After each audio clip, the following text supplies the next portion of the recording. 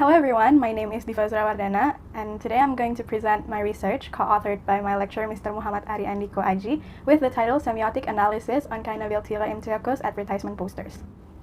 What is Keine Wildtiere im Zirkus? Keine Wildtiere im Zirkus, or translated as No Wild Animals in Circuses, is a campaign made by various animal welfare organizations in Europe, such as Vier Pfoten, Recht, and ProTier, to stop wild animal circuses across Europe. One of the ways to promote this movement is by making advertisement posters that were published on their websites. The research problems are, first, what is the connection between the images and text on the posters used as the research corpus? Second, what are the semiotic signs that appear in the posters?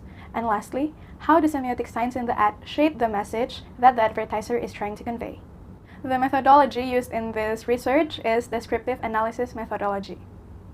So there are three theories that are used in this research. The first theory is Sturkel's picture relation type theory.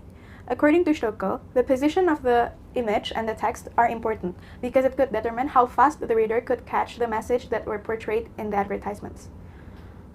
Vestergaard, cited by Sturkel, stated that if the image object is located along the diagonal line of the advertisement, which is top left to bottom right, the image will be captured effectively by the readers because their views will immediately be attracted to the image. Besides determining the positions, Sturkel also argues that to know how the overall message is derived, terms the interaction between the connotations of verbal texts and visuals must be known. The terms used by Sturkel are anchorage and relay. Anchorage is when the text is more dominant than the image, whereas relay is when the two components complement one another. The second theory that are used in this research is Yannick's theory. And lastly, to analyze the semiotic signs that appeared on the posters, Peirce's semiotic theory is used. In his theory, Peirce stated that signs are distinguished into three types: icon, index, and symbols.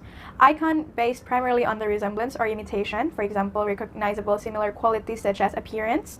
Index based on direct connection, physical or casual, can be observed or inferred, while symbol based on agreements and can be learned, for example, language. So now we're going to discuss the first advertisement in this research.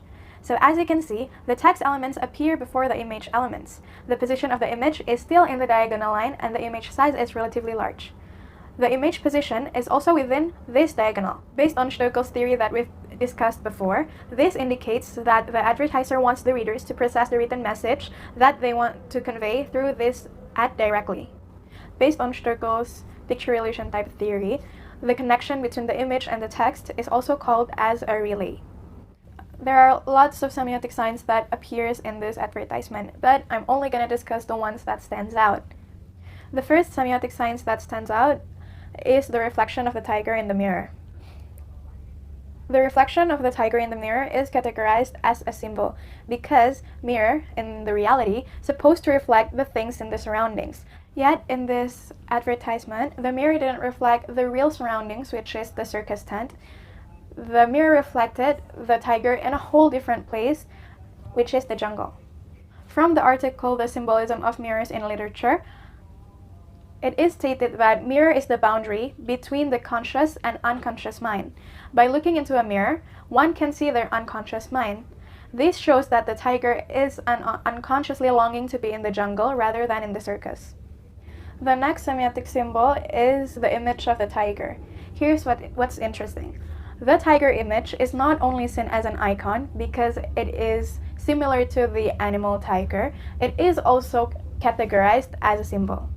In an article published by Animal Planet with the title Tiger as Symbols, it is written that tiger is a symbol of determination, courage, and strength within oneself. However, there are two depictions of tigers in this advertisement: a tiger sitting in front of the mirror and a reflection of a tiger. The depiction of the tiger in mirror reflection aligned with the article published by Animal Planet, but the tiger sitting in front of the mirror symbolizes vice versa. In this second advertisement, based on the position, similar to the first advertisement, the text comes first, but the image is still placed in the diagonal line of the advertisement.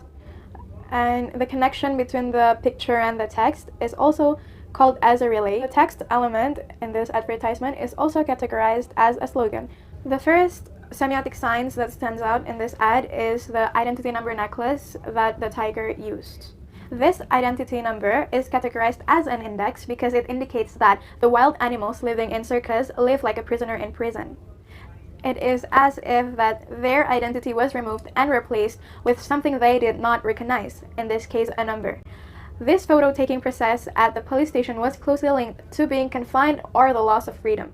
Similar to the first advertisement, the tiger in this ad is also categorized as an icon based primarily on the similarity with the animal tiger. It is also categorized as a symbol. The depiction of the tiger in this advertisement seems to emphasize the misery experienced by wild animals in a circus environment. The determination, courage, and strength that the tiger symbolizes are entirely invisible when the tiger has been turned into a circus animal.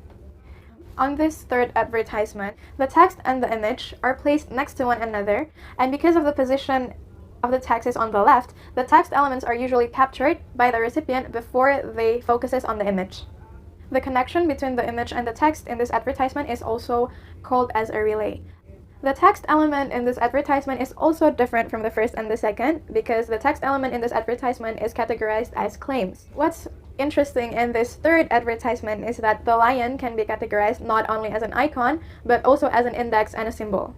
The lion is categorized as a symbol because of its similarity with the animal lion.